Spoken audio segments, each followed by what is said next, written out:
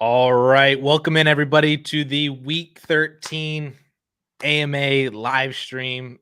We're already at this point in the season. It's phenomenal. It's December 1st today. How the heck we've gotten to this point in the 2023 season, I have no idea. But it's crunch time. It's almost playoff time. So these questions are going to be really, really important, I think. So, John, how are we feeling on this crispy December morning? At least over here it is. And how are we feeling heading into the playoffs? Yeah, I just checked the temperature outside. It's 57 here in Southern California, so it is a bit crispy on our end, but not as crispy as it is around the country. I'm feeling good. I did say prior to hitting live here, I love the smell of a live stream in the morning, and we got into a discussion about Apocalypse Now, and now Addison has another movie he's got to see. Add it to your list. Very weird movie, but I thought I'd just mention it since there's movie people in here, just as there is music people. Everybody likes movies. People. Exactly. All right, so we got a couple questions already that had come in before the stream started. So Bo's going to kick us off here. He said that he needs a win this week to guarantee the ever so coveted bye week. Super, super important.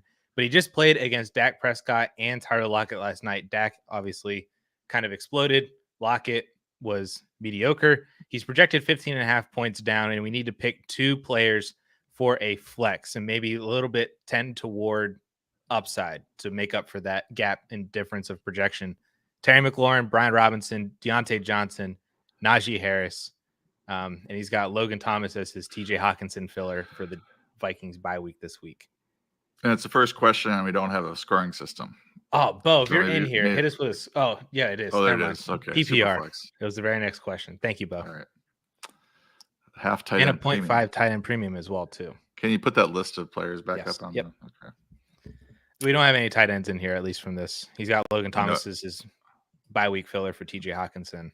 And no quarterbacks for super flex. So right, just some normal flexes. Yeah. All right. I think Najee's number one. I think it's a touch floor against the Arizona Cardinals. I think and if last week is any indicator of what's going to happen for the rest of the season with a new offensive coordinator for Pittsburgh, Najee had a career high in rushing yards and scored. He scored, I think, 3 or 4 touchdowns in the last 4 or 5 weeks. So I think Najee's one for me. And I might just hope and pray that Terry McLaurin does something. I think I have Terry first. He does have a good matchup against Miami. They're 30th in adjusted fantasy points allowed to receivers. His production's been a little bit spotty, but his usage has been pretty consistent. I mean, if you look at his target shares, just raw targets over the last 6 games, 9, 12, 8, 8, 7, and 11. Mm-hmm. Probably due for a touchdown. He's only got 2 touchdowns. He's averaging 57 yards, 58 yards per game. This is probably one where, he's got a better chance than most of his games to get a touchdown. So I've got him first. I think I've got Najee second, and then Brian Robinson third. I'm trying to Deontay's. That's a weird deal with Deontay. He's like arguing with his teammates, apologizing, not trying on fumble. I don't think he saw the fumble. I don't know. You watched the game, didn't you? That's what he said after the game, at least. I don't know if that was a cop-out or – I do think that he just didn't see it. I think he didn't see it, and then by the time he realized what was happening, he's like, I'm not doing it. The play was already 30 yards in the opposite direction. There was no point. I would say I would agree with you and say Najee and Terry McLaurin. I think Brian Robinson's matchup is not as good as Terry's. Mm-hmm.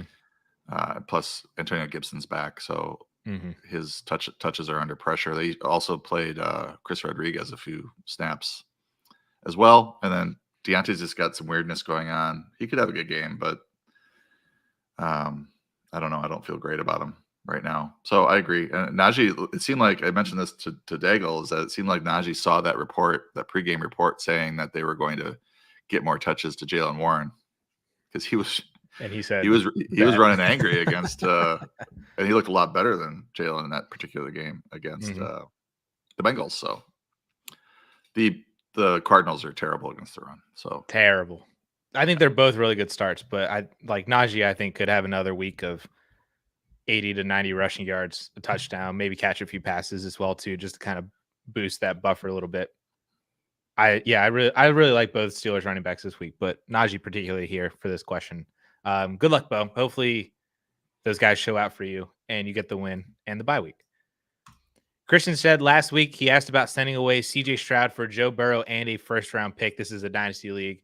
We said smash that. He ended up getting Joe Burrow in 3 seconds for CJ Stroud in the third. So essentially Burrow in 3 seconds. Still a smash win, or Stroud looking like the GOAT now? I still think that this is a smash. It's not a first-round pick, but maybe you can find somebody that you can just send all 3 of those second-rounders for and bump up into the mid to late first round anyway. And then that ultimately ends up being Burrow in a first for Stroud. So I'm still on board with this. I still think this is a massive win, moving laterally within a tier, but getting a bunch of extra draft picks and assets on top. Is it true? I have a question, dynasty question. Is it true that since it's these are rookie drafts, that whether it's a first or a second is less important than perhaps like a redraft where you have established veterans and you're deciding, like a first round pick is this and a second round pick is this, but where you're dealing with rookies, maybe late first and early second or mid second aren't that big of a difference in terms of value, or is there a big difference? It kind of depends on the class and depends on how the tiers of the rookies kind of shake out. Because, like, for example, in the 2023 rookie class, the way the drafts kind of shook out was the first 9 picks were, I would say, one tier, or maybe you could say Bijan was a tier.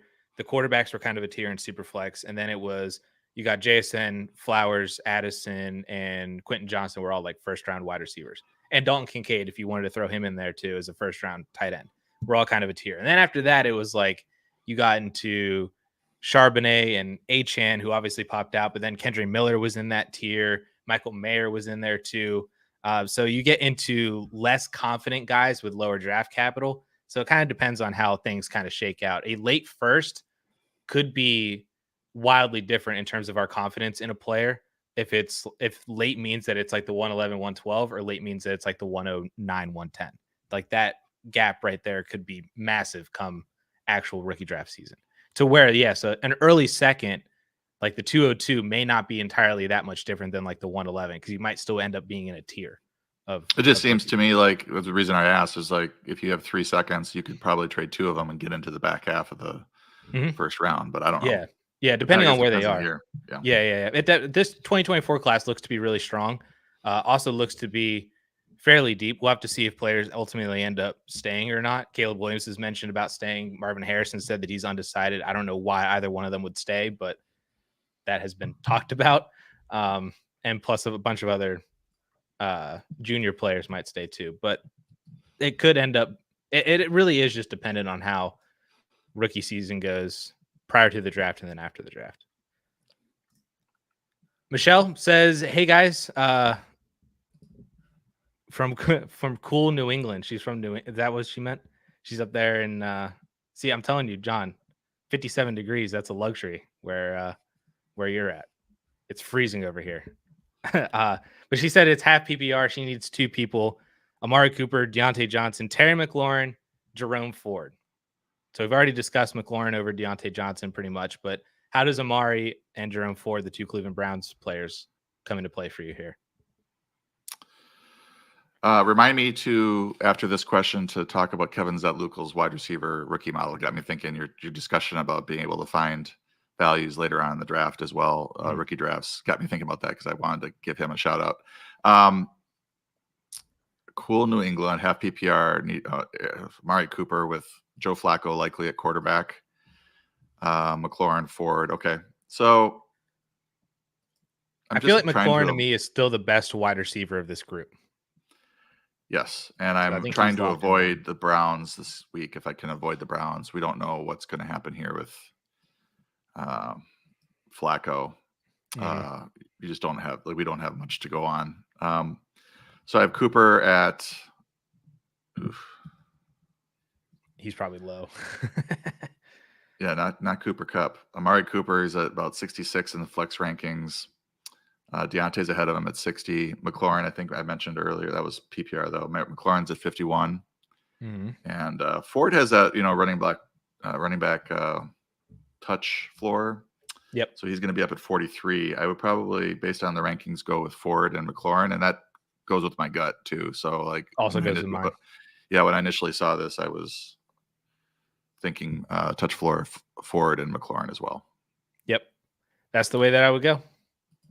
And I pulled out. I was curious how Kevin Zutlukel, he does these rookie wide receiver, running back, quarterback, I think, linebacker success rates for the first 3 years. He's got a model, machine learning model, and Kevin's our guy. He's got a PhD from MIT, I think. So I talked to him, and I feel like an idiot sometimes, but so he's Tony Stark. Yes, go on. So I pulled up his who are the 4 guys or 5 guys he was targeting in rookie drafts, and it was Zay Flowers, Josh Downs, Jaden Reed, and Tank Dell. Pretty good crew of receivers to be targeting based on value and his stat models for and kind of avoiding Quentin Johnson too, and Mingo and those guys that maybe had some high draft capital. So anyway, check out his. If you're in Dynasty, check it out because it's good. I use it for my keeper league to try to target guys that are likely to have success. Yeah, likely to have success in the first 3 years. Nice. Shout out. Football de noche. What is this? Night football? Which is technically soccer, I guess. I did take 4 years of Spanish. I don't know what noche means. I'm pretty sure it's because he would say like Buenos noches is like good night. Yeah, you're right. But anyway, he's asking drop Jackson Smith and Jigba for, I'm assuming this is Christian Watson. Would not be Deshaun Watson. I would not do it. JSN showed out last night. Should have had a touchdown as well too. I know Christian Watson just had a really good week last week, but I have more confidence in JSN rest of season than I do Christian Watson. Yeah, this is just redraft question. I would assume so. I would assume, you're not dropping these players, right? In Dynasty, no. JSN had. Would you be able to drop him now after he already played? That's the question I have. But targets in some formats, if you don't start the player, you can drop him. Yeah, like Yahoo, I think allows that or something like that. He led the team in targets, 7 for 62. You said he dropped. I didn't watch a game last night. It was a called back touchdown. It was like a 30 or 40 yard touchdown that was called back. I was not expecting the Seahawks to post 35 points on the Cowboys. So there you go. What a game. DK Metcalf. Amazing. Yep. I think this is pretty close, but probably would lean Jackson Smith and Jigba. I mean, Watson did have the breakout game, but how repeatable is that? I probably would stick with Jackson Smith and Jigba, considering Carroll's comments that they want to get him more involved, and then they followed that up with an 11 target game. And Lockett sees. Are you worried about Lockett? He's had a couple bust weeks. Not bust per se, but underwhelming. Yeah, if they're going to give more targets to JSN, it's going to come to the expense of Tyler Lockett, and he's had a quiet year for his standards. So the writing might be on the wall here that they're going to transit. He's 31, and he's got 662 yards, 4 touchdowns. He's having a solid year, but it's not the every other week he's giving you 70 and a touchdown. It's more like that's happening every 3rd or 4th week now. Right. So that's the way it goes sometimes. I would say a little bit. I mean, he had 8 targets. I've been ranking him lower each week just because his season-long target shares and stat shares have been lower this year than in years past. So he's not being ranked in the top 20 as often unless he's got a fantastic matchup. Cameron hit us with a $2 super chat. Thank you so much, Cameron. He's asking Taysom Hill or Pat Freiermuth this week. And then I'm assuming this is a defense question, Browns or Steelers defense. So we can attack the tight end one first, Taysom Hill or Pat Freiermuth. I think this is a very interesting one because of what Muth did last week, but also without Olave and Rashid Shaheed, Taysom Hill could be a massive piece of this Saints offense this week. And I think he's my answer for the tight end position. He's my answer in all formats. I was looking in my PPR projections up because Hill does take a hit in PPR because of his lack of receptions compared to somebody like Freiermuth, who likely will catch 3 or more passes, or Maybe. So, but as you mentioned, the Saints are down so bad at receiver that they're going to have to figure out ways to move the ball, and Taysom Hill is one of their best offensive players, so I think he will be heavily involved as a runner, as a receiver, maybe as a passer. I also like Juwan Johnson, by the way. I've got him as a low end tight end 1 this week for that reason. I think he might serve as the wide receiver 1. I mean, I think it's going to be a lot of Kamara, Taysom Hill, Juwan Johnson, and maybe some A.T. Perry if he can get it together. But they're just down so bad at the receiver position, and this is a really good matchup against the Lions defense that's bad through the pass or through the air. Yeah, Taysom for sure. And then a defensive question: would you go with the Cleveland Browns defense this week or the Pittsburgh Steelers defense this week? For me, that's the Steelers. I have the Steelers higher. It's pretty close, but the Browns have some injuries to keep track of. But even when I ran the projections, the Steelers came in higher. Agreed. Yeah, Hollywood may or may not play. I forget. I saw Gannon said that he was on track. I think he's on track to play, but he hasn't practiced like all week. Michael Wilson was already declared out, I think. So we'll see. But yeah, I would still choose the Steelers anyway. Thank you, Cameron, for the super chat. Here for the memes with the $5 super chat again. Happy Friday. He said, looking back, my trade for Kyren Williams in his Dynasty League was a steal 25 first and a late 24 second for Kyren and an early third. Kyren Williams, man. I just want to say I like that Here for the Memes doesn't ask a question. He does a super chat and then he's doing a victory lap. I love it. It's great. I still don't feel super comfortable trading a first for Kyren Williams. I feel like if I knew that there was more longevity with him, then I would feel more confident in it. I mean, he could play out the remainder of his rookie contract and just be Kyren Williams for the next 2 years. Because he's a very young 23 years old. He's on his second year of his rookie contract, second year in the league. Like if he does this for the next 2 years, then I would have no issue of having paid a first and a second. I'm just not completely sure that he will. And because he was a day 3 pick and everything, the day 3 pick guys are tough when you're projecting super longevity. But Kyren has looked phenomenal every single time that he's started and finished a game. He has the 4th highest running back grade at PFF behind Devin Achane, Keaton Mitchell, and Raheem Mostert. Boom. So, and if you do he bumps up to 2 when you do a minimum rush attempts behind Mostert. Nice. Yeah. I was pretty in on him. I put out a Twitter thread on him and added some stuff in another video saying that he was pretty undervalued. So that was a few weeks ago. So I can't take credit of that before the season saying but a few weeks ago when he was still in IR saying to buy him for the rest of the year, and it's already started out really strong. So hopefully you can keep doing that and keep doing that into 2024 and then hopefully 2025 as well too. Then that will absolutely then be a steal if you get more starter years out of him. From a redraft standpoint, it seems like I just remember in August, it really was all about Cam Akers, and there wasn't a whole lot of discussion about Kyren doing well in camp, or they want to give him a big role, or he might take over the job. Like there wasn't any of that, so I don't know. He kind of came out of. I'm not saying he came out of nowhere. There was discussion the previous year that they would liked him and want to get him involved, but then he missed time, and then Akers had a pretty strong finish last year. So things were pointing to Akers being the guy, and then look at where we are now. Is Kyren a 3rd round pick in redraft next year? If things stay the same, yeah. I mean, he might even creep into the 2nd. If you start to look at his per game numbers, and there are guys that draft off of just off of stats or off of fantasy points.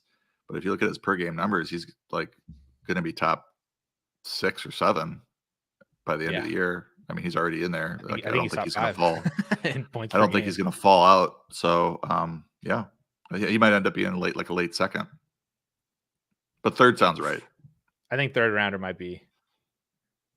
We'll see though, because some wide receivers. We'll see. We'll see.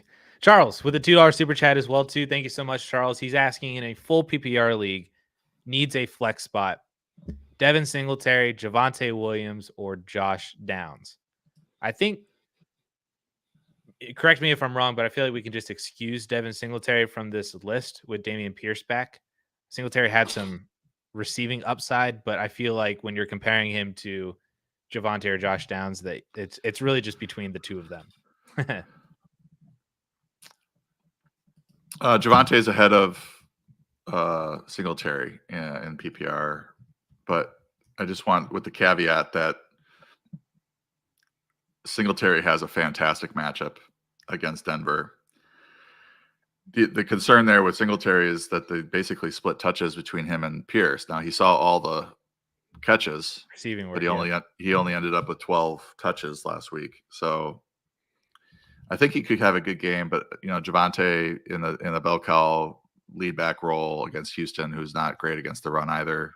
I think I would pick him over Singletary, and then Downs I think is lower.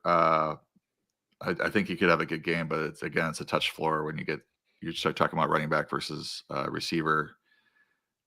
Downs had huge usage last week at 13 targets, but only caught 5 passes, I believe, 5 for 43. It's a pretty good matchup against Tennessee, but he had a good matchup last week against Tampa, and he only gave you 9.3. So I would lean towards Javonte, but I think these are 3 pretty solid starts this week. Javonte was my pick when I instinctively just read all 3 of these names. I was like, oh, Javonte. But I think Downs is a close second.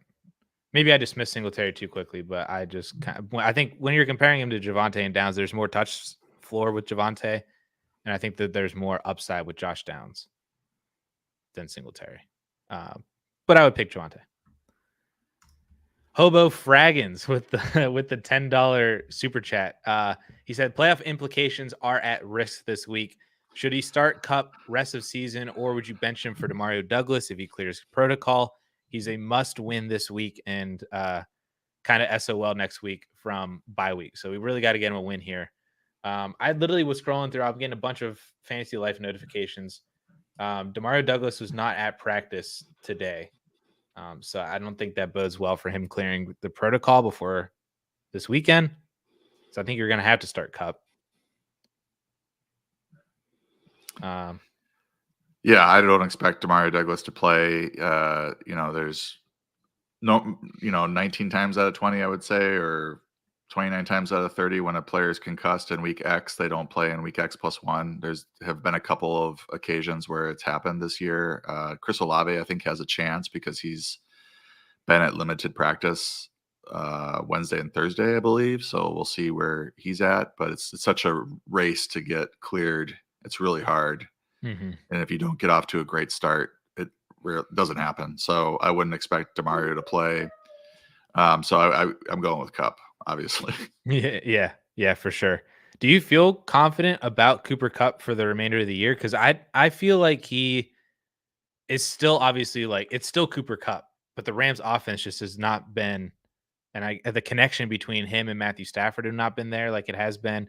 And I saw another tweet that said that the number of design plays for Cooper Kupp have drastically taken a hit this year compared to Puka's, I think, getting 17% first read plays and Kupp's down to 3% or something like that. And he was at 20 last year. So it's kind of a weird situation with Kupp right now, but it's still Cooper Kupp. Yeah, he's been so good that I still have confidence in him from that standpoint that he could break out, but we're not expecting the 100 yards and a touchdown every week like we were when he was really rolling. And he came back from his injury with 8 for 118 on 12 targets. Then he had 7 for 148 and a touchdown on 9 targets. And since then, he hasn't been able to beat 50 yards receiving, but he's dealt with his other injury.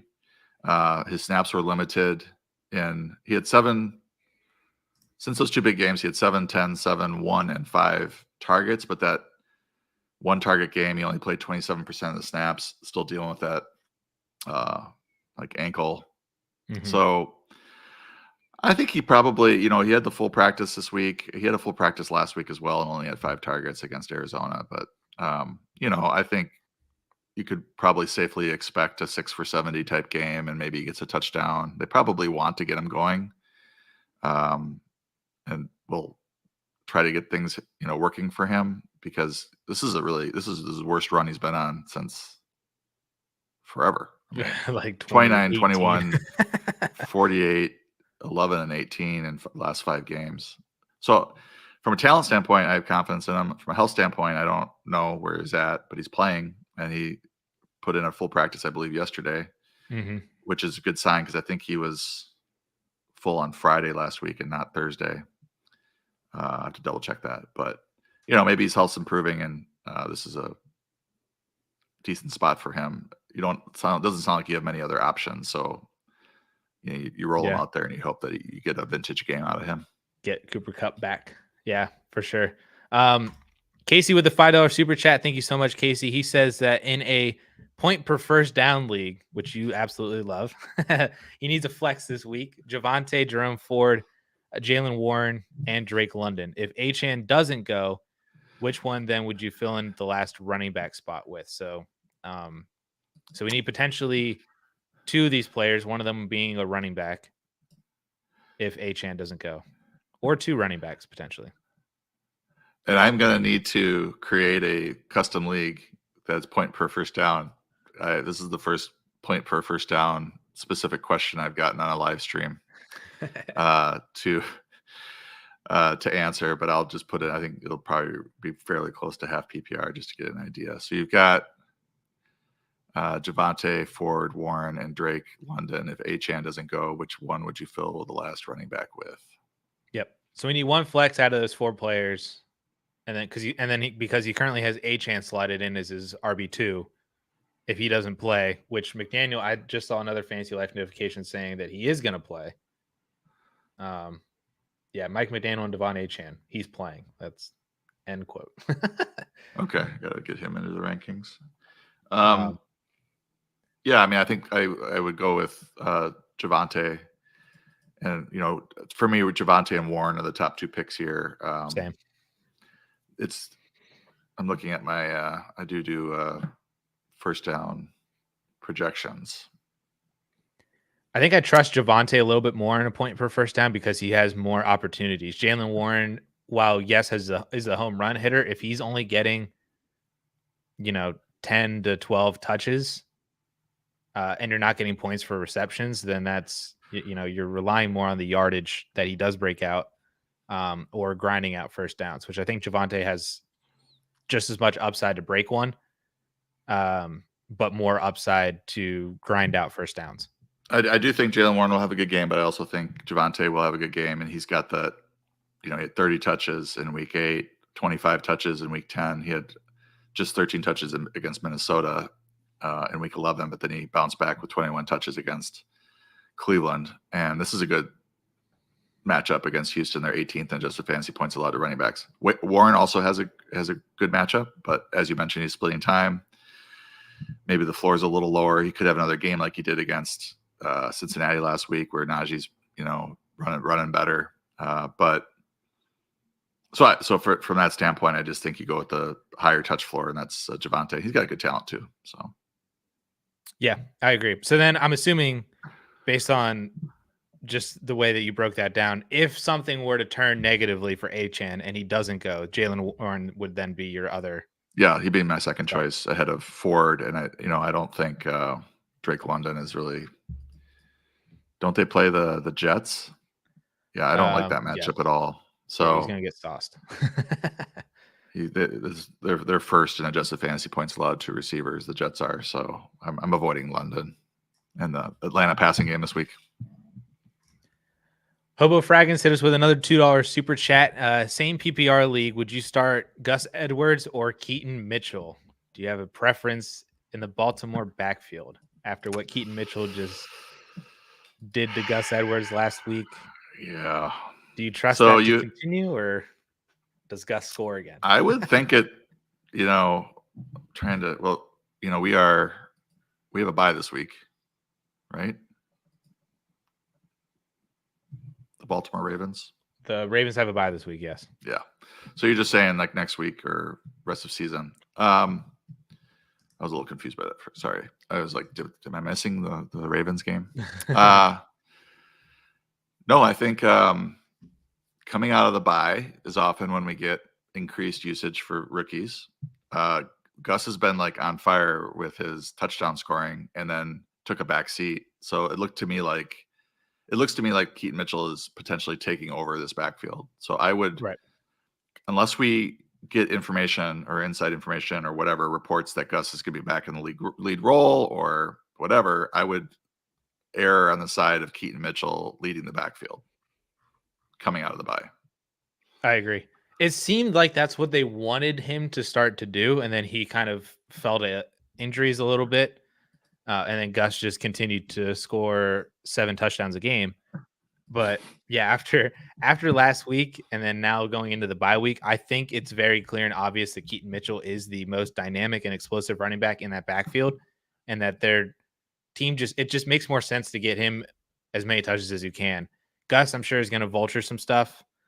This might be kind of like a James Cook and Latavius Murray situation, unless Keaton Mitchell is just constantly breaking open runs.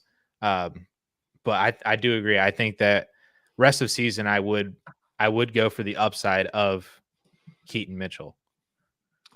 I think the weird thing for me is that if you just look at the running back report by committee report on our website, I'd like to see the breakdown. And they gave Justice Hill 28% of the snaps. I mean, he ran well. I mean, 5 for 31, but like Gus Edwards has been great for a long time for them, just grinding out yards and getting touchdowns. And, you'd think you'd just make this a 2-headed backfield and both players could get there because it's a strong running game and they do different things. But if Justice Hill is involved to the tune of 28% of the snaps, then that probably is going to hurt Gus Edwards more than Keaton Mitchell.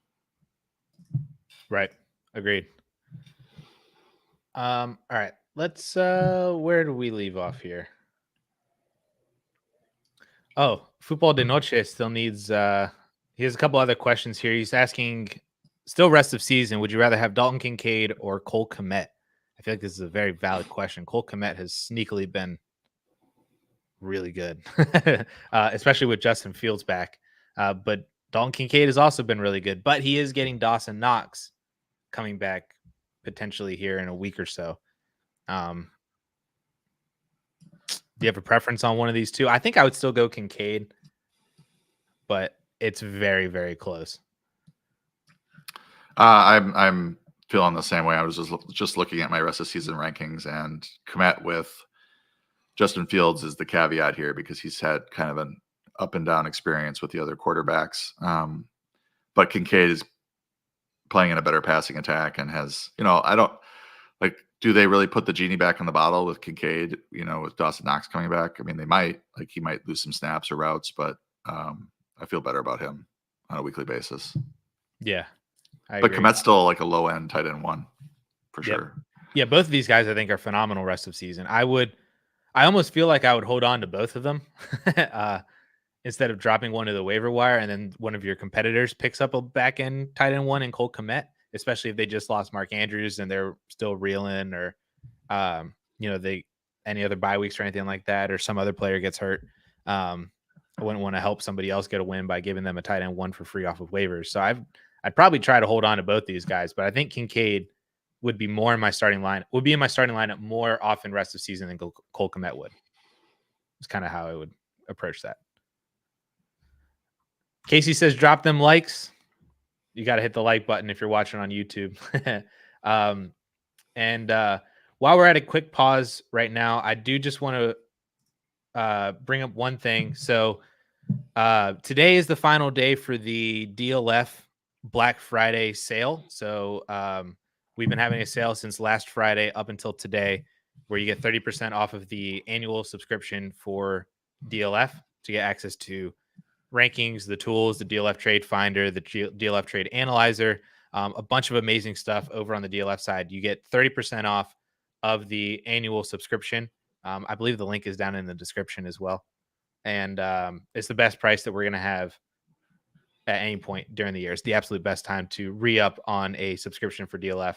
4 for 4 as well. While y'all's Black Friday sale is no longer running, you can also still get a discount on the remainder of the year for their subscription. If you use the code YouTube at checkout, you get 25% off on the 4 for 4 side as well, which is already discounted because there's only like 4 or 5 weeks left in the season.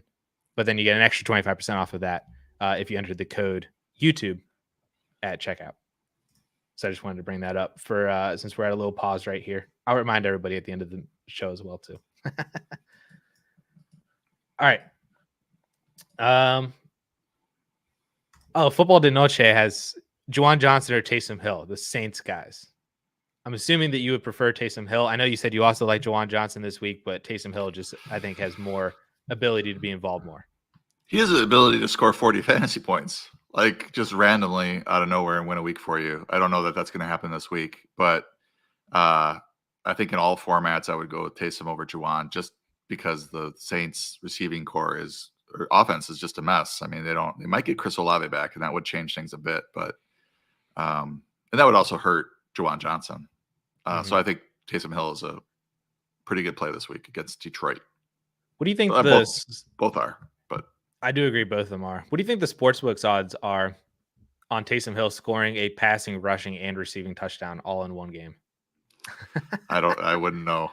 I wonder if any player has ever done that in NFL history. But I mean, taking him for 2 touchdowns scored is a decent bet against the Lions. I don't know what those odds are. I would think they'd be pretty good. I'm going to go one step further. One of each. He's doing one of each. One of each is like batting the cycle, isn't it? Yeah, basically. That'd be phenomenal. Taysom Hill. Thomas says, so he's got a problem. He faced DK Metcalf last night. And then he's also facing Deebo Samuel. Derrick Henry has a fantastic matchup. Travis Kelce. He's playing Amon-Ra St. Brown, Jalen Waddle, Kyren Williams, Austin Eckler. So he also has a pretty good team. But he needs a little bit of help here. He says at the tight end position, he's debating between Evan Ingram or Pat Freiermuth, but he can pick up Taysom Hill if we wanted to throw him in there as well. I think we want to. And then he needs to flex 2 players between Tank Dell, Christian Watson, and Devon Achane. So Tank Dell is one of them. And I think Achan's the other one. Yeah. Yeah. And I think I would go with Taysom Hill over those tight ends just for the upside. If you're in a tough spot with Metcalf going bonkers last night. So yep. I think Hill gives you huge upside. I mean, it might not work out.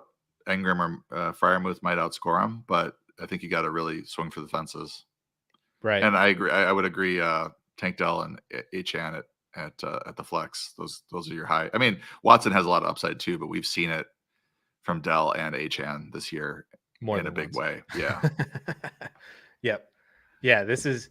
See, I think I still think that you have a pretty solid shot at winning, even though that you faced DK and you thought maybe if you got like a normal DK game out of him that you're feeling pretty good.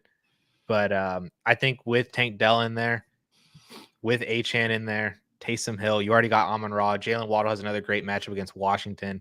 Kyren Williams is great. Austin Eckler is great. I'm hopeful in your ability to make a comeback here after facing DK Metcalf last night. So that's the route that we would go, Thomas. Thank you. He's also asking, though, is Curtis Samuel an interesting flex this week? Yeah, I mean, you look at his season. I mean, Curtis Samuel's always been like one of my favorite just receivers to sort of steal late in drafts. Like he's like this year I had him on a few, last round best ball, and he had such a good start to the season, got injured, and then seems like he's healthy now and is that dump off option for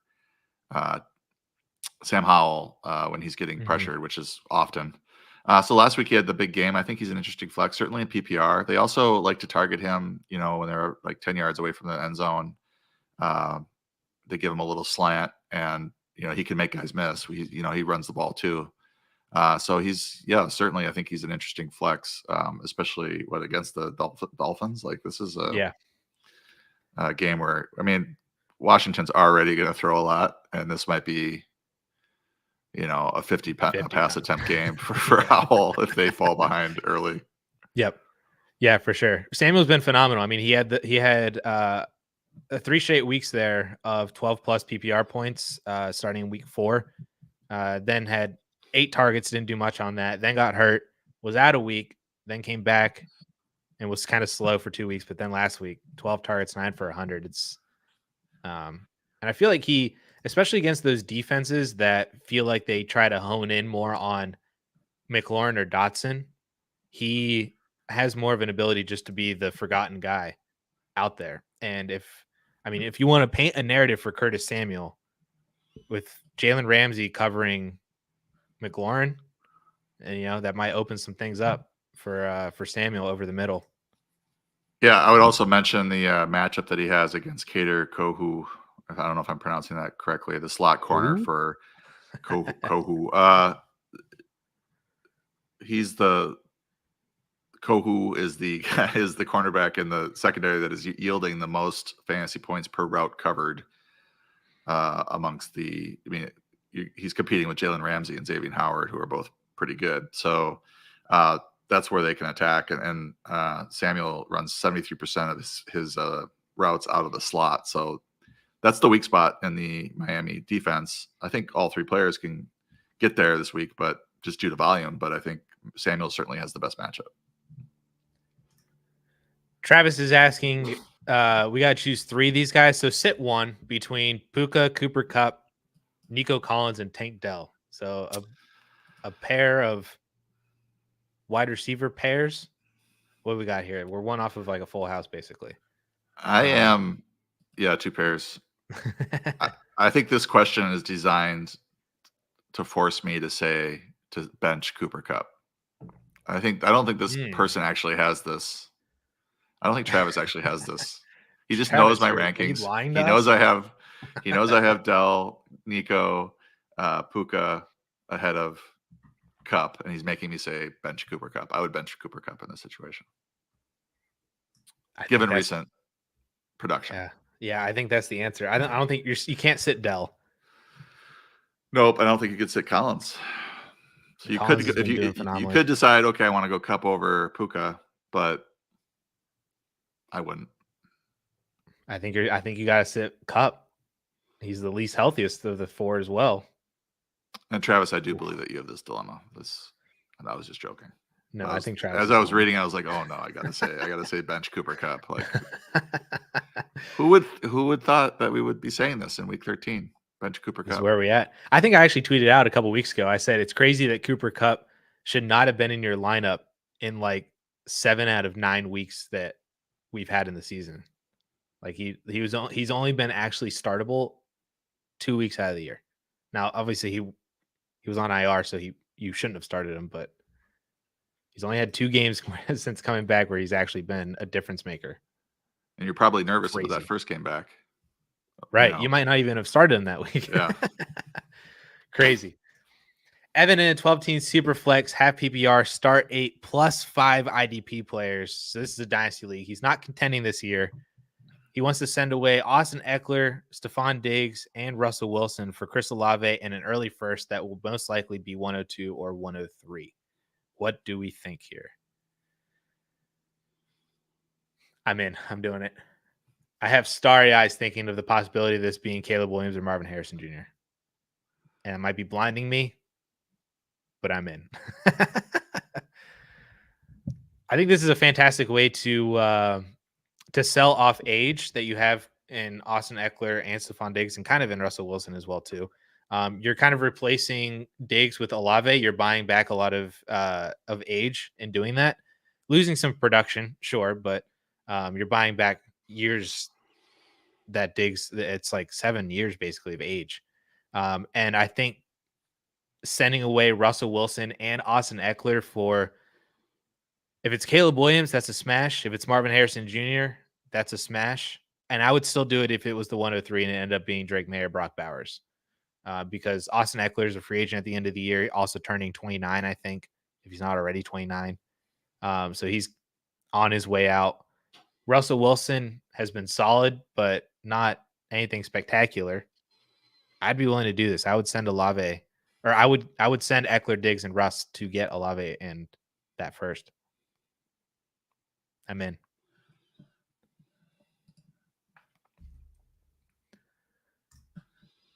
Space Monkey Mafia, in kind of a transition with talking about Russell Wilson. Do you think that Cortland Sutton and Jerry Jeudy leave Denver next year? And where does that put Marvin Mims? Can he be a number one wide receiver in the NFL? So, oh boy. Can Sutton leave? Is he a free agent at the end of the year? I'll look that up while you. Or does he get traded? I'll look that up. I'm already faster. Right. He is under contract, but he can get cut. They can save $10 million by cutting him, but he's under contract through 2025. Jerry Jeudy, on the other hand, I don't remember if they picked up his 5th-year option. I don't think they did. I don't think that Cortland Sutton leaves. I think that he's too attached to Russell Wilson at this point. That I don't think it would make sense for them to move on from Sutton. I do think it makes sense for them to move on from Jerry Jeudy, either by trading him if they did pick up his 5th year, or just letting him walk if they didn't. Again, I don't remember. Did you find if they did or not? He is under contract for 2024 for $13 million. So they must have picked it up then. Because it's 2020, 1, 2, 3. Yeah, they had to have picked it up then. I also don't think that Marvin Mims can be a wide receiver 1 in the traditional sense.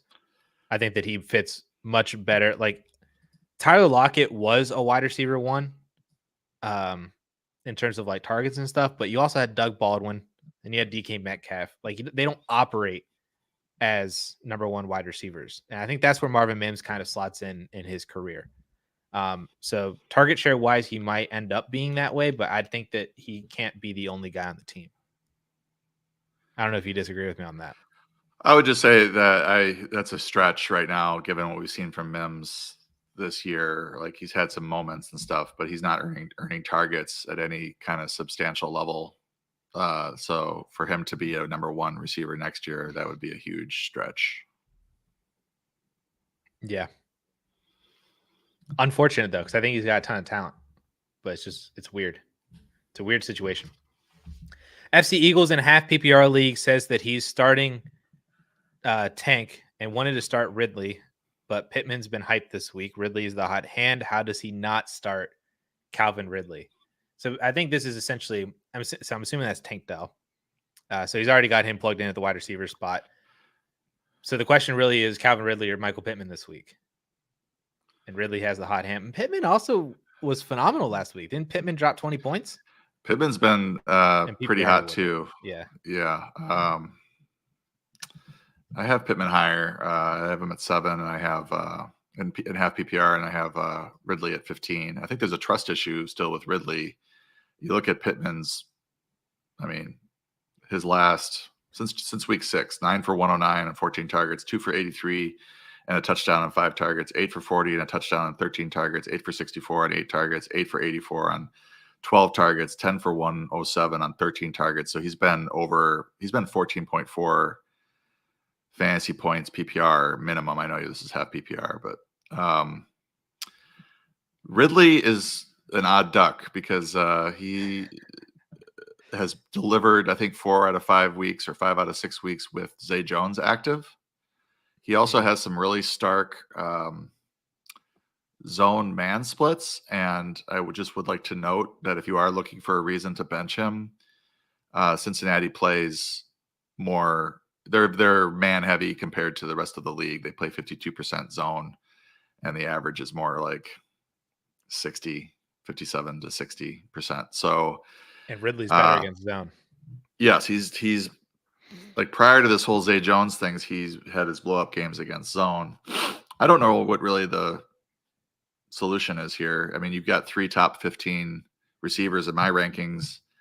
I probably would go with Pitman and Dell, just because Ridley has disappeared at times and those other guys really haven't. That's basically. I would also play Michael Pittman. He, especially against Tennessee, right? It's a phenomenal matchup. So I just I don't know how you bench Michael Pittman. Is essentially how I'm like throwing this question back at you, and you're saying, how do you not start Calvin Ridley? I think, how do you not start Michael Pittman? That's essentially the way that I would look at it. And you're never benching Tank Dell. So unless he's hurt or going to be limited or something, but he's been really good. He's been insane. So to me, it's Tank and Michael Pittman. Yeah, Tank's got 5 touchdowns last 4 games. Minimum of 5 catches in every game. Could have had more last week too. He had that one long bomb called back on a penalty. Yeah, that hurt. Oh that hurt. Gosh. Nick in a 12-team, 1 quarterback, half PPR dynasty league. He's rebuilding, wondering if he should sell Deontay for Khalil Shakir in an early third. I would not. I want Deontay Johnson. Do I need to explain why? Maybe I do. Deontay's fantastic. Khalil Shakir to me is barely even worth a third, if he's even worth a third at all.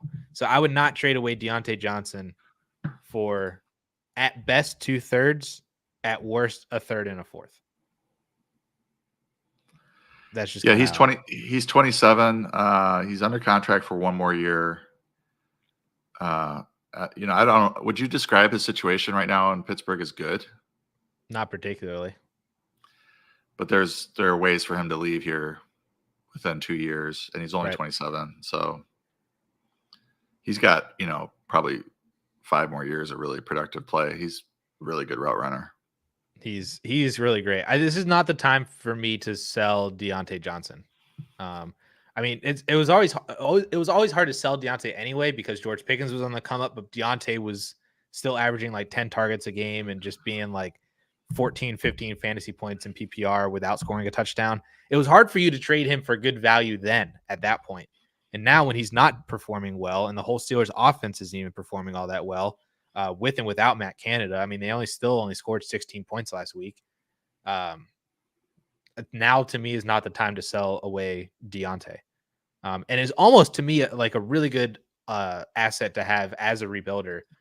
I understand the fact that 27 for a wide receiver is starting to enter elderly territory, but he's underproductive, so he's not hurting you in terms of giving you production that you don't need, and he's, I think, a good asset to continue building on as we head into 2024. So he's actually a player that I would like as a rebuilder. I'm not trading him for Shakir in a third. Also in a dynasty league, what should dynasty owners be hoping for this offseason? Stay as the wide receiver 2 in Cincy or go elsewhere to be a wide receiver 1? He's worried that he'll end up in Carolina's offense if he does go to wide receiver 1. To me, I want him to either stay in Cincy, go to Houston, or go to the Chargers. Those are like my 3 options for him. Carolina might be nice just because like he could be like the guy. He would have probably like 170 targets if he was in Carolina's offense. They might not all be great, but he would have a boatload of targets. And that I get why that doesn't seem super enticing, but I don't think it would be terrible. But I would like Houston or LA would be my better 2 free agency choices. I'm just looking at his yards per route run, which is interesting because he came in as a rookie of 2020. So 1.83 that year. I think Jamar Chase was out of the picture. It wasn't there yet. 2.26 yards per route run in his second season. T. Higgins. 1.92 yards per route run in 2022. But was that the Burrow injury year? 22. Yeah, or was it 21? No, Burrow got hurt in 2020 as a rookie. Oh, in 2020. Yeah. I thought he missed half the season. Oh, now he's missing half the season again. Yeah, Burrow tore his ACL in 2020 as a rookie.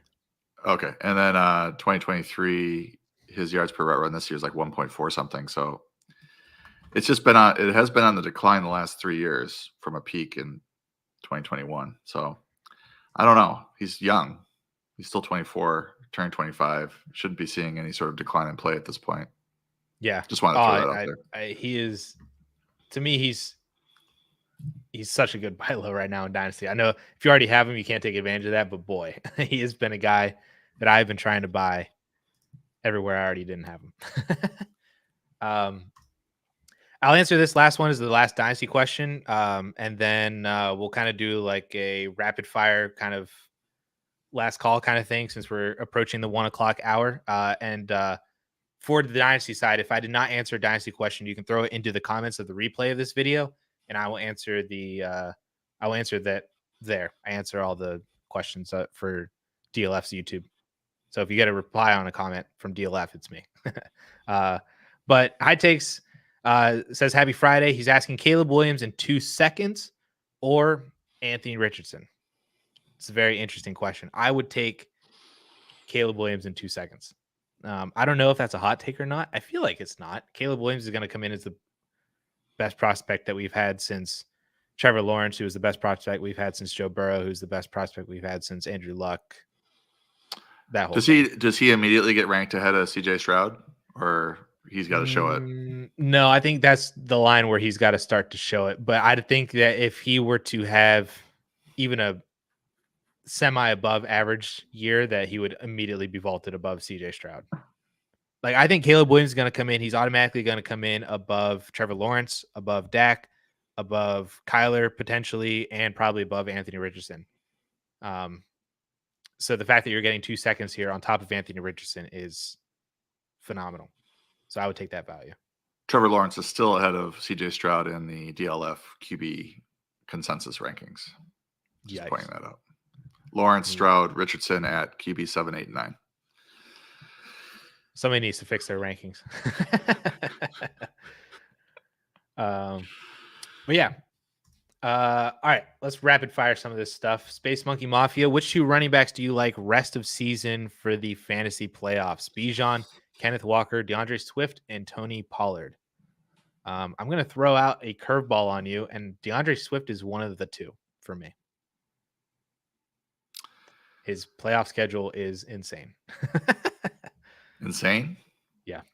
Well, I have rest of season. I've got. I don't think Ken Walker is part of this right now because he's injured.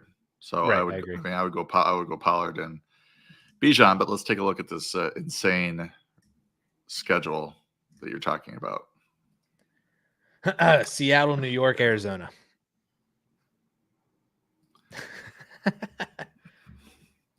That would do it. Yeah, he has number 1 schedule. Let's see what these other guys are. That would do it. Well, Atlanta's 4th. Carolina, Indianapolis, and Chicago. And Pollard. They're down Dallas? there. They're down there. 10. Buffalo, Miami, and Detroit. I guess you could make. I would go Bijan for sure, and then I guess you could make a case for Pollard or Swift over Pollard.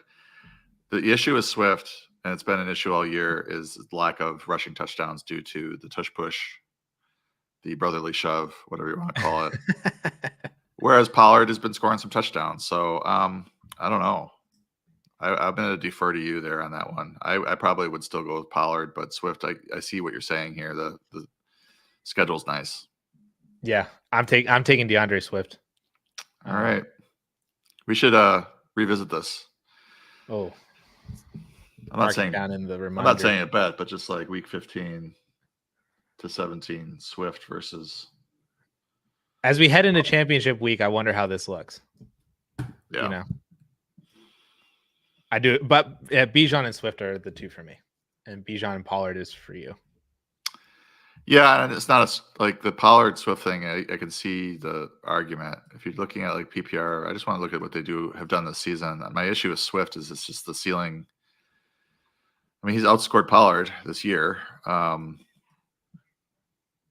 a per game basis as well. And that's including his dud week 1. That includes his dud week 1. Okay, I'm on board. Yeah, we got there. I'm on board. you're gonna have touchdown opportunities against Seattle, New York, and Arizona. Yeah, Bijan and Swift. Okay, I'm Let's on board. go. We'll still revisit it. Brad's asking if you would trade away George Kittle for Dalton Schultz and Rashee Rice. This is a very interesting trade for sure. You guys can still trade. This might be a dynasty league. If this is a dynasty league, I would do it. If it's a redraft league, I would not do that. Schultz, I don't think is playing this week, is he? So he may not be playing. Also, when the Texans receivers are getting healthy, and when they're all healthy, he doesn't do a whole lot. So you're really giving up a pretty good tight end for a big downgrade at tight end, and then Rice, who's wide receiver 3, but I don't think that's worth Kittle. I'm not even sure Schultz. There's gonna be some weeks where he's maybe not startable. Rashee Rice is gonna have an AJ Brown rookie year finish. I don't know if I would trade George Kittle for that. I feel very confident that Rashee Rice is going to do that to finish out the year, like do what AJ Brown did at the end of his rookie year. Which I guess means that I have to say trade Kittle for that. But yes, wouldn't you? But all right, I'm in. That's my hot take of today. Not the Swift over Pollard. This is Rashee Rice. I'm reminding myself of what he did at the end of so you think this is in the range of outcomes for Rashee Rice? 135 and a touchdown, 45 yards, no touchdowns, 153, 2 touchdowns, 111, 114 and a touchdown, 34 yards against New Orleans, and then 124 and a touchdown against Houston. Yep. Okay. Add that to the revisit. Do you put Rice on Brown's level, like as of upside, like in terms of his talent? No. Okay. But Rashee Rice has a drastically better quarterback than what AJ Brown did. Don't slander Ryan Tannehill, please. Drastically better. I think by saying that Patrick Mahomes is drastically better than 25 quarterbacks in the league. That's I'm joking. Ryan Tannehill is very good though. Michelle, good balance on roster, better bench stash in a full PPR league. Greg Dortch or Dearness Johnson? I'm taking Dearness Johnson. Dearness Johnson. I've been tweeting about him for a few weeks. His role's been growing. He's the clear RB2 now in Jacksonville. He was legitimately good for the Browns a few years ago. Really posted good advanced running stat metrics. Then just kind of, he was buried behind Kareem Hunt or Nick Chubb and Kareem Hunt. And then Jacksonville went out and got him this year. And I thought that he was going to be a threat to Travis Etienne at the start of the year, because I just thought that they were trying to take the load off of Etienne and they've been feeding him. But now he's got a rib injury. And your upside with Dearness Johnson is way higher than with Dortch, I think. I also do think. Etienne didn't practice this week, did he? Is he practicing today? I think he was limited. So I think he probably plays, but it's his ribs. He was encouraged by an extra rest day and that he thinks he'll be able to play, but he's starting to get beat up. And if just think about plugging in Dearness Johnson if Travis Etienne has to sit, compared to like having Dortch on your bench. Yeah. It's I would much rather have Dearness Johnson. I was trying to see how the rest of season schedule for Jacksonville is from a running back perspective, but they get Baltimore, Tampa Bay, Carolina. So that week 17 could be really nice, but the weeks leading up to it, maybe that's what happens is Etienne gets kind of beat up. And then week 17, Dearness Johnson comes in. League winner, Dearness Johnson. There it is, right there. I had 2 other questions in here that were very interesting that I wanted to get your thoughts on, Paulsen, before we wrap up. Michelle also asked if we could share both of our thoughts on roster construction heading into the playoffs in redraft leagues. So in her league specifically, It's a 1 quarterback, 2 running back, 3 wide receiver, 1 tight end flex. But how would you approach your bench for the playoffs? Are you looking ahead and grabbing an extra defense? Are you grabbing that streaming quarterback a week or two ahead? Like, how do you approach roster construction for the playoffs? So I would, as I get close to the playoffs, start to forsake some of these wide receiver 6s, 5s, or whatever, some of these running backs that are not necessarily contingency attrition holds. And even some of the worst contingency attrition holds, I would start to cut them. And I might do this with the multiple defenses and even multiple quarterbacks or even multiple tight ends, because it also depends on what's available on the waiver wire. So if you're like looking at your roster, you have 1 quarterback and then you go out and look at you just have to put yourself in a position where you just lost your quarterback and you're looking at the options on the waiver wire. Is there somebody that you can grab and feel pretty good about as your streaming option at quarterback or tight end? If there's not, and you're like, oh, there's only 1 good quarterback or 1 guy I would feel comfortable starting, then I would stash him and have that backup. Because if you're into the playoffs, you've already made it there, and you got to protect your spot. And one of the things that can happen is injuries to quarterbacks or tight ends or any of these onesie positions that we normally wouldn't necessarily back up during the season, because we like to use those roster spots on more valuable positions, upside guys at running back typically, or even receiver. But in this situation, yes, I would start to kind of forsake some of that depth at other positions to shore up some protections at quarterback and tight end. However, if you go to the waiver wire and there are like 6 different quarterbacks there that have decent to good matchups this week, and you feel pretty confident that if you lost your quarterback, you could stream the position and be fine or be okay, then you don't need to necessarily do that. You might want to keep a high upside running back on your bench or whatever. And then on the defensive front, this is where I don't mind. And really, it depends on the roster, like bench size, how many spots you have. If it's a really tight bench, then you really can't carry 2 defenses. But if it's a bigger bench, I don't mind using one of those spots to get ahead of, everybody's fighting who's streaming defenses. Everybody's fighting over the same 2 or 3 options, especially as you get into the playoffs.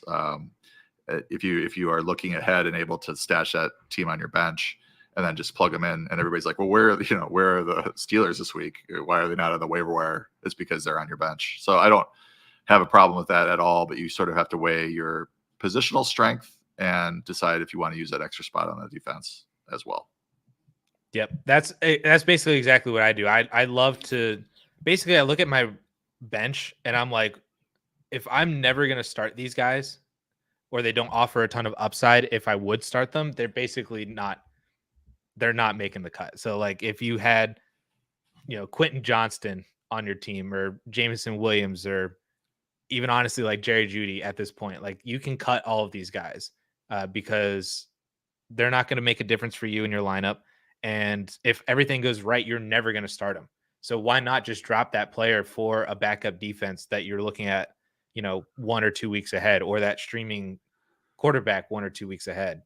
That's basically how I approach it. And if you have a bye week, if you end up being one of the teams that have a bye week, I'm looking already at week 16. If you've already shored up that bye week, and making moves to give you the best possible chance that you can for that week in particular. And then even week 17, if you want to already. A lot can change still, because we're still a month out from that, but I would be looking ahead, especially at the defensive position, quarterback position, if you don't have a stud, and tight end position, like you said. Like if you don't have Kelsey or Hawk and you're relying on Juwan Johnson this week or Taysom Hill this week, but they might not be a rest of season kind of play, looking ahead to tight end streamers would be really, really good as well too. We had a couple of super chats in here. eBeats with a $2 super chat. Thank you so much. And a half PPR super flex. So very interesting here. So we have Joe Flacco getting thrown into the conversation. Oh boy, here we go. Nico Collins or Jaden Reed. Very interesting. I think I would play Nico. Oh man. I would go Nico. I would want to run Flacco out here for start. And also the projections for me say Nico. Like Nico, to me, it was ranked right with like Derek Carr and Geno Smith this week. And those guys are well ahead of Flacco. And Jaden Reed's been solid, but I don't think he's been on Nico's level. Joe Flacco in week 2 last year had 300 yards and 4 touchdowns with the Jets. Oh my goodness. Yeah, he's got the Rams. They threw so much. Oh my goodness. He had 155 attempts to start the year last year in 3 games. That's a 17-game pace of 878 pass attempts. Yeah, that's not going to happen with Cleveland. No. You can make the argument that he has the good weapons with Cooper and Elijah Moore and Njoku and can dump off to Hunt and Ford, but I don't really want to trust that at all this week. He might get there, but it might be a complete unmitigated disaster. Yeah. I think I'll start Nico. Me too. Oof. Richard also with a $2 super chat. Thank you so much, Richard. He's asking in a PPR league, would you start Cade Otton or Juwan Johnson? Juwan Johnson. I would also start Juwan Johnson. I don't think Cade Otton's a terrible start. No, it's not. He's very streamable, but I like Juwan Johnson.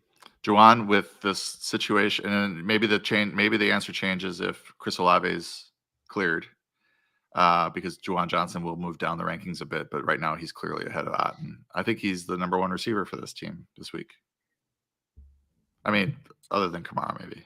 Kamara might see 30%. Other than Taysom target share. Taysom Hill might be throwing the ball to Juwan Johnson. Oh, the stack. You can play both those guys and get a stack, the tight end stack. The last question that I saw, Paulsen, sorry to keep you on here still because I know that we're 15 minutes past 1, but we didn't talk about Keenan Allen today.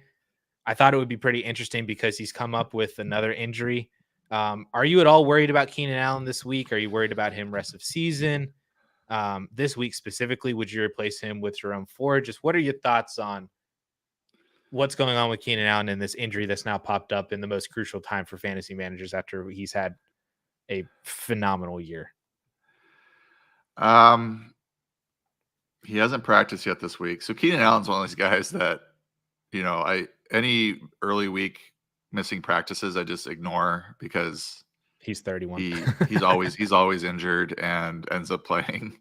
So we really have to see what, like if he plays, you're starting him over Ford. Yes, 100%. So are we looking at a schedule issue here in terms of when he plays? I don't know. I don't think Keenan is a schedule problem kind of player. No, it's not. He plays at. Well, no, he plays at 10 a.m. or Pacific or whatever. Oh, okay, yeah. So early round. I was just wondering, like, Monday Night Football. I forget who's on Monday Night Football every week. So it's the Bengals and the Jaguars this week. So no, I would just if Keenan is active, you play him unless there's some sort of report saying that he's going to be extremely limited, and even then, I probably would still start him. Ford does have the touch floor. I'm not worried about him unless if he's a DMP today and he's like seriously questionable. Obviously if he's doubtful, you probably don't play him because they very rarely do play. But I think by Sunday morning we'll have a clearer understanding where he's at. He's a gamer. He'll get out there and catch 7 passes probably. Except for when he tells you that he's going to play before the game and then he only ends up playing like 3 snaps. And you started because he said he was going to play, and then you get booted out of your playoffs because he said he was going to play. No, I'm not. Definitely don't have hurt feelings, Keenan. But I still love you. That didn't happen to you, obviously. No, definitely not. Definitely not. All right. So that is going to be the end of the AMA today. Thank you guys so much for hanging out with us for the past hour and 15 minutes or so. Thank you for all the questions. Thank you for all the super chats as well. It is all very, very appreciated. I did say I was going to remind you guys at the end of the show, but DLF today is the final day to get the Cyber Week sale. 30% off of the DLF annual premium subscription. It's the best sale that we have all year long. If you already have a subscription, you can purchase another subscription at this discounted price, and it'll just tack right on to the end of when your subscription would have already ended. So no matter what, you can take advantage of this price point. It's the best price that we have all year long. As for 4 for 4, you can still get access to 4 for 4 and get a 25% discount for them using the code YouTube at checkout, just in all caps, just YouTube. The price for 4 for 4 is already heavily discounted because we only have about a month more of football left, but then you get an extra 25% off of that.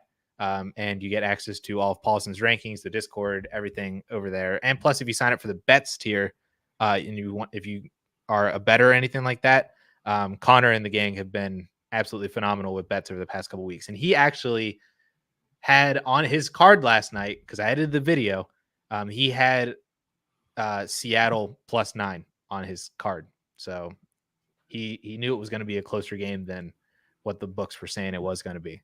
So just a little shout out to Connor and Noonan and everybody over there on the bet side of it. But yeah, DLF Cyber Week sale ends today. Code YouTube at checkout for 4 for 4. You get discounts to both of those subscriptions if you guys are interested in that for the rest of the year. And yeah, with that being said, guys, again, thank you all so much for hanging out with us. We will catch you all next week for week 14. Have a fantastic weekend. Hopefully you guys win all of your matchups or lose your matchups if you want to lose them in Dynasty. And we'll see y'all later.